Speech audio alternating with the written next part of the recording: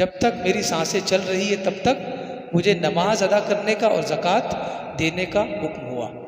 یہ ساری آیات کریمہ ہمارے اس موضوع کو اجاگر کرتی ہے کہ موضوع یہ ہے کہ تھوڑا ہی سا کیوں نہ ہو لیکن روزانہ ہو۔ عمل صالح جو فرائض کے بعد ہے، نوافل فرض ادا کرنے کے بعد جو ہم پڑھتے ہیں، وظائف پڑھتے ہیں، درود مبارکہ کا ورد کرتے ہیں، ہر ہفتے سورہ کہف پڑھتے ہیں، جمعرات کو کثرت سے درود مبارکہ پڑھتے ہیں، یہ بہت سارے اعمال ہیں جو ڈیلی ہم صبح و شام کرتے ہیں۔ تو اسی کے حوالے سے آج ہم بات کریں گے کہ بہت زیادہ وظائف کرنے کی بجائے تھوڑے کریں، بہت زیادہ نوافل پڑھنے کی بجائے تھوڑے کریں لیکن ہمیشہ کریں، کبھی چھوٹ نہ پائیں۔ اگر آپ نے اس طرح کیا تو اللہ تبارک و تعالیٰ انعام بھی عطا فرمائے گا اس کا، اور ایسا انعام ہے کہ آپ بھی حیرت زدہ رہ جائیں گے۔ یہ اس کے انعامات ہے جس کا ہم اندازہ نہیں لگا سکتے۔ آئیے اب آگے بڑھتے ہیں کہ اللہ تبارک و تعالیٰ نے اپنے محبوب صلی اللہ علیہ وسلم سے ارشاد فرمایا کہ اے محبوب، جب تک سانسیں چل رہی ہے اپنے رب کی عبادت کرو۔ اشرف الخلق، جن کے لیے کائنات بنائی گئی اور جن کے لیے قیامت ہوگی، ان سے کہا گیا کہ جب تک آپ کے دم میں دم ہے عبادت کریں۔ تو آپ سوچیں کہ ان کے ماننے والے، ان کے پیروکاروں پر کتنا واجب ہے کہ وہ عبادت کو ہمیشگی کے ساتھ کریں۔ تو پابندی بہت اہم چیز ہے جو ہم سے ہو نہیں پاتی ہے۔ بعض اوقات ہم چاہتے ہیں، الحمدللہ اللہ کا احسان ہے کہ ہمارے بھائیوں میں بہت کم ایسے ہوں گے جو یہ چاہتے ہی نہیں یا کرتے ہی نہیں۔ بہت سارے ایسے ہیں، ان کی تعداد ہے، جنہوں نے نیکی کا ارادہ کیا، عمل صالح کا ارادہ کیا اور شروع بھی کیا اس ارادے کے ساتھ کہ اب دوبارہ ہم ختم نہیں کریں گے، لیکن کاروبار ہے، کام دھندہ ہے، گھر کے کچھ لوازمات ہے، اپنی بھی کچھ ضروریات ہے جس کی بنیاد پر وہ اس چیز کو یعنی نیک عمل کو، نوافل کو، وظائف کو کنٹینیو نہیں کر پاتے۔ لیکن اللہ تبارک و تعالیٰ آپ کی نیک نیتی دیکھتا ہے، آپ کے دل کو جانتا ہے کہ آپ کا دل صاف ہے، آپ ہمیشہ شروع کرتے ہیں لیکن پابندی نہیں کر پاتے۔ پھر آپ کو چاہیے کہ تھکنا نہیں ہے، تھکنا نہیں ہے، یعنی پتہ یہ چلا کہ زندگی میں تھک کر مت بیٹھو، تھک کر بیٹھ سکتے ہو تو بیٹھ جاؤ لیکن ہار کر مت بیٹھو، ہارنا نہیں ہے۔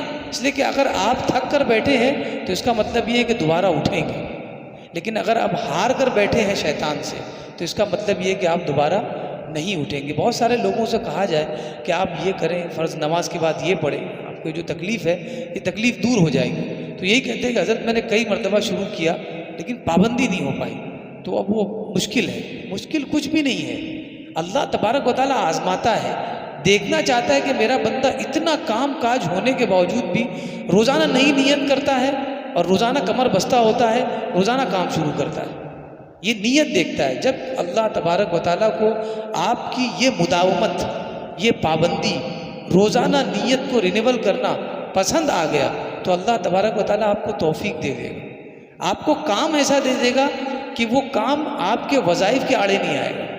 آپ کر کے دیکھیں، لیکن ہمت نہیں ہارنی ہے، کیونکہ اگر ہمت ہار گئے تو اللہ تبارک و تعالیٰ ناراض ہو جائے گا۔ اس لیے کہ ہمت بھی وہی دینے والا ہے، بس ہمیں کوشش کرنی ہے۔ یہ کہاں کہا گیا ہے کہ آپ کو لگاتار کرنا ہے، بیچ میں وقفہ نہیں کرنا ہے، بیچ میں بریک نہیں ہے۔ آپ کی ضروریات کی بنیاد پر آپ نے بریک لے لیا ہے، کوئی مسئلہ نہیں ہے، لیکن آپ یہی دل میں سوچتے رہے کہ کاش کہ میں یہ روزانہ کرتا، لیکن کبھی کبھی چھوٹ جاتا ہے۔ کبھی مال لینے کے لیے کہیں اور جگہ چلا جاتا ہوں، کبھی عمرہ کے لیے چلا گیا، کبھی کسی بزنس ٹرپ پر چلا گیا۔ جب گھر سے دور ہوتا ہوں تو وہ سارے وظائف نہیں ہو پاتے، ٹرینوں میں، بسوں میں سفر کرتے ہوئے میں مداومت اور پابندی نہیں کر پاتا۔ تو یہ آپ کے اعذار ہیں، لیکن ٹرین میں بیٹھے بیٹھے اگر بندہ افسوس کر رہا ہو، یہ بھی اس کی عبادت ہے کہ میں کر نہیں پا رہا ہوں کیونکہ میں ابھی پاک نہیں ہوں، میرے پاس پانی نہیں ہے میں وضو کر سکوں، اور وضو کرنے کے بعد ہی یہ اعمال کرنے ہوتے ہیں۔ تو یہ آپ کا افسوس انشاءاللہ العزیز آپ کو اپنے نیک کام میں پابند بنا دے گا، لیکن پہلے تو دل جاگنا چاہیے کہ مجھے کرنا ہے، ہار نہیں ماننی ہے۔ آئیے نبی پاک صلی اللہ علیہ وسلم کی بارگاہ میں آپ فرماتے ہیں، ایک تابعی ہے جو حضرت عائشہ صدیقہ رضی اللہ تعالی عنہ کی بارگاہ میں تشریف لے جاتے ہیں اور عرض کرتے ہیں هل كان رسول الله صلى الله عليه وسلم يختص من الأيام شيئا. امہات المؤمنین میں سے ایک سیدہ عائشہ صدیقہ رضی اللہ تعالی عنہا کی بارگاہ میں عرض کرتے ہیں، اے ماں عائشہ رضی اللہ تعالی عنہا، ہمیں بتائیں کہ رسول اللہ صلی اللہ علیہ وسلم عبادت کے لیے کوئی دن خاص کرتے تھے کہ فلاں دن ہی عبادت کرنا ہے، فلاں دن ہی عبادت کرنا ہے، تطوع، مستحبات، نوافل. جب آپ نے پوچھا تو آپ نے جواب دیا، سیدہ عائشہ صدیقہ رضی اللہ تعالیٰ عنہ نے جواب دیا، فرمایا لا، نہیں، کان عملہ دیمہ. آپ نے فرمایا کہ حضور کا کوئی بھی کام ہمیشہ والا ہوتا تھا، کوئی بھی کام ہمیشہ والا ہوتا تھا. جو بھی عبادت کرتے تھے وہ ہمیشگی والی ہوتی تھی. یہ نہیں ہوا کہ آج کرنا شروع کیا اور 10 دن بعد اسے چھوڑ دیا، بلکہ ہمیشہ اپنے کام کو ایڈجسٹ کر لیتے عبادت کے لیے. اسی لیے ساری چیزیں آپ کے سر نگو ہو جاتی ہیں. میں نے دیکھا ہے بڑے بڑے لوگوں کو بہت بزی رہتے ہیں، نوکری کرتے ہیں. ایک نوکر کے لیے بہت مشکل ہے کہ اپنی نوکری کو سائڈ میں ہٹا کر اپنے وظائف پر دھیان دیں، نوافل پر دھیان دیں، بہت مشکل ہے. لیکن آپ یاد رکھیں، آپ آفس سے آتے ہیں، اپنی دکان سے آتے ہیں، اپنے ٹھیلے سے واپس آتے ہیں گھر، آپ چور ہوتے ہیں، لیکن رات میں آپ مصلی بچھاتے ہیں. ساری نمازیں پڑھنے کے بعد آپ 2 رکعت نفل پڑھتے ہیں اللہ کی بارگاہ میں کہ مولا تو نے زندہ رکھا، پورا دن خیر و عافیت سے گزرا، جو بھی رزق میرے حصے میں تو نے دیا تھا وہ مجھے ملا، تیرا بہت بہت شکریہ، اور میں تیرا شکریہ ادا بھی نہیں کر سکتا. اور اس شکریہ پر 2 رکعت نفل ادا کر لیں. آپ یاد رکھیں وہ 2 رکعت 20 رکعت بھی ہو سکتی ہے. اللہ تبارک و تعالیٰ اتنی طاقت دے دیتا ہے بندے کو، اتنی طاقت دے دیتا ہے. لیکن یاد رکھیں، ہو سکتا ہے کہ اللہ تبارک و تعالیٰ خوش ہو کر بندے کو نواز دے، دنیا سے نواز دے، اولاد سے نواز دے، پیسوں سے نواز دے، وقت سے نواز دے، اتنا وقت ہو جائے کہ خوب عبادت کرے. لیکن ان ساری چیزوں میں جو پیسہ ہے وہ بہت خطرناک ہے، جو اولاد ہے وہ بہت خطرناک ہے، اس لیے کہ یہ آزمائش کی چیزیں ہیں. جب پیسہ زیادہ ہو جاتا ہے تو سب سے زیادہ کم ٹائم ملتا ہے بندے کو عبادت کے لیے. محنت کتنی بھی ہو جائے، تھک ہار کے بھی بندے کے پاس اگر کمی ہے تو عبادت کے لیے کھڑا ہو جائے گا. لیکن پیسے کی زیادتی ہونے کے بعد بہت مشکل ہے بندے کا اپنے آپ کو ریڈی کرنا، کس کے لیے؟ عبادت کے لیے. آپ کر کے دیکھیں، جس دن پگار ملتی ہے یا جس دن اچھا کاروبار ہوتا ہے، انسان کا ذہن عبادتوں کی طرف جاتا ہی نہیں. یہ اتنی آزمائش والی چیز ہے، آپ اسے کر کے دیکھیں. اولیاء کرام نے بھی ان چیزوں کو ٹھکرا دیا. رسول اللہ صلی اللہ علیہ وسلم کی بارگاہ میں اللہ تبارک و تعالیٰ نے ارشاد فرمایا کہ اے رسول، ہم آپ کے لیے احد کے پہاڑ کو سونا بنا دیں گے. ہو سکتا ہے کہ آگے مدینہ سے کہیں اور شفٹ ہو جائے حضور دعوت و تبلیغ کی غرض سے، تو فرمایا کہ یہ سونے کے پہاڑ صرف سونے نہیں بنا دیں گے، بلکہ جہاں آپ جائیں گے آپ کے ساتھ چلیں گے بھی. ایسا نہیں کہ سونا بنا دیا پھر آپ کو مدینہ سے کہیں اور جانا پڑا تو وہ سونا تو مدینہ ہی پڑا رہ گیا. کہا آپ جہاں جائیں گے وہاں چلیں گے. حضور نے فرمایا تو میرا ہے، اب کوئی چیز نہیں چاہیے. اگر تو مجھ سے راضی ہے تبھی تو یہ انعامات دے رہا ہے، تو تیری رضا کافی ہے. اب یہ مال ہمارے اور تیرے درمیان کیا کر رہا ہے؟ یہ بہت اہم چیز ہے. میں یہ نہیں کہہ رہا ہوں کہ پیسہ مت کماؤ، لیکن کوشش یہ کریں کہ پیسہ کتنا بھی ہو دل پہ اثر نہ کرے، دل پہ اثر نہ کرے. اس لیے کہ یہ پیسہ جب سر تک پہنچتا ہے تو سب سے پہلے بندے کو نیکی سے دور کرتا ہے. اور میں یہ نہیں کہتا کہ یہ صرف عبادتوں سے اور مسجدوں سے دور کرتا ہے، بلکہ یہ اپنے گھر والوں سے بھی دور کر دیتا ہے. آپ مجھ سے زیادہ بہتر جانتے ہیں. تو جو چیز زیادہ ہو اور آپ کو اچھائی سے دور کر دے وہ اچھی نہیں ہے، وہ بری ہے، اگرچہ زیادہ ہے. تو اسی لیے اتنی ہی چیز پر راضی ہو جائے جو آپ کو راہ راست پر رکھے. آج گھروں میں جو جھگڑے ہوتے ہیں وہ غریب کے گھر میں کم جھگڑے ملیں گے، آپ کو امیروں کے گھر میں ملیں گے. وجہ یہ کہ وقت ہی نہیں دے پاتے، کچھ دیر بیٹھ کے بچوں سے بات نہیں کر پاتے، وقت ہی نہیں ہے. صبح جو گئے ہیں شام میں آئے، کبھی بزنس ٹرپ پر چلے گئے تو 2 ہفتے گھر سے غائب ہوتے ہیں. تو یہ میں نہیں کہہ رہا ہوں کہ یہ کام چھوڑ دیں، آپ کریں، لیکن ساتھ ہی ساتھ اپنا دل گھر والوں کے ساتھ لگائیں. اگر گھر والوں سے دور ہیں آپ تو ڈیلی 1 مرتبہ فون کریں، ان سے بات کریں. تو یہ ساری چیزیں آپ عبادت ہے. ہم نے سمجھا ہے کہ عبادت وہی ہے جو سجدے میں ہے، جو تسبیح گھمانے میں ہے. اپنے گھر والوں کا خیال رکھنا بھی عبادت ہے، اپنی بیوی بچوں کے منہ میں اناج دینا، لقمہ دینا، یہ بھی عبادت ہے، یہ بھی صدقہ ہے، اسے ہم بھول بیٹھے اور یہی معاملات ہے۔ اور یاد رکھیں اگر آپ نے نوافل نہیں پڑھی تو کوئی مسئلہ نہیں ہوگا، کوئی گناہ نہیں ہوگا، لیکن اگر اپنے گھر والوں کی ضروریات کا خیال نہیں رکھا تو یہ بہت بڑا مسئلہ ہو جائے گا اور قیامت میں یہ مسئلہ بن جائے گا کہ ہمیں جنت میں جانا ہے نہیں جانا ہے، اتنا بڑا مسئلہ بن سکتا ہے یہ معاملات جسے ہم کہتے ہیں۔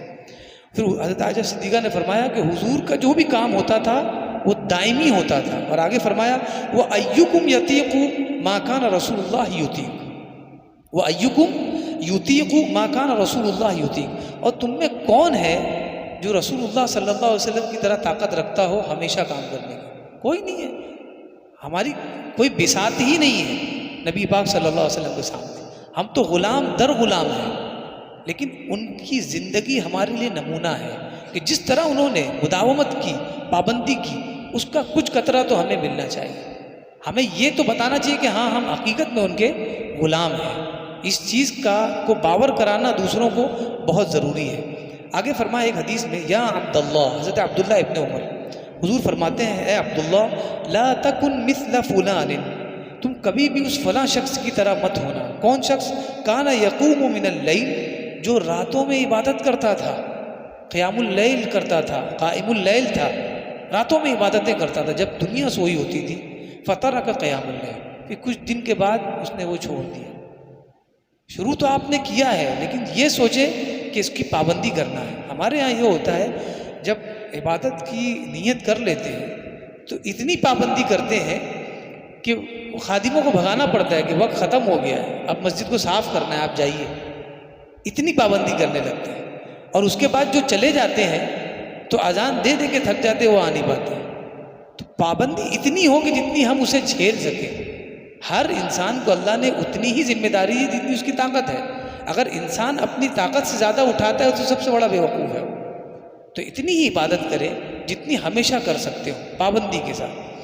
آگے ایک حدیث میں فرمایا ان رسول اللہ سئل، رسول اللہ صلی اللہ علیہ وسلم سے پوچھا گیا ای العمل احب الی اللہ، اللہ تبارک و تعالیٰ کے نزدیک سب سے پیارا عمل کیا ہے، سب سے محبوب عمل کیا ہے، کون سا کام کرے جو اللہ کے نزدیک سب سے پیارا ہو؟ حضور نے فرمایا ادومہ وان قل، سب سے بہترین کام اللہ کی بارگاہ میں وہ ہے جو ہمیشہ کیا جائے اگرچہ تھوڑا ہو۔ حدیث ہے، تھوڑا ہی کیوں نہ ہو لیکن ہمیشہ ہو۔ ہم دن میں 20 مرتبہ درود مبارکہ پڑھتے ہیں لیکن وقت نہیں ملتا ہے، 10 ہی پڑھنے کا ٹائم ہے، 10 پڑھیے آپ، 20 نہیں پڑھیے۔ 10 اس لیے کیونکہ زندگی بھر پڑھنا ہے، زندگی بھر پڑھنا ہے۔ ٹھیلے کے لیے ہم نکلے ہیں سامان لے کر گھر سے، چلتے چلتے 10 مرتبہ ہو گیا، 20 مرتبہ پڑھ لی۔ دکان کے لیے، آفس کے لیے نکلے ہیں، کتنی مرتبہ پڑھ سکتے ہیں؟ کتنا ڈسٹینس ہے آپ دیکھ لیں، اتنی مرتبہ اپنے کو پڑھنا ہے۔ یا آپ تعداد فکس کر لیں یا ٹائم فکس کر لیں کہ 10 منٹ پڑھنا ہے یا 10 بار پڑھنا ہے۔ سٹارٹنگ یہاں سے کریں، آپ یقین مانیے 10 مرتبہ درود مبارکہ، 10 مرتبہ ذکر الہی، آپ یہ شروع کریں، یہ بڑھتا چلا جائے گا اور آپ حیرت کریں گے کہ اب میں 100 مرتبہ پڑھنے لگا ہوں اور ٹائم اتنا ہی ہے۔ تو یہ پڑھ کیسے رہا ہوں؟ ٹائم کا حجم اتنا ہی ہے لیکن کام زیادہ ہو گیا۔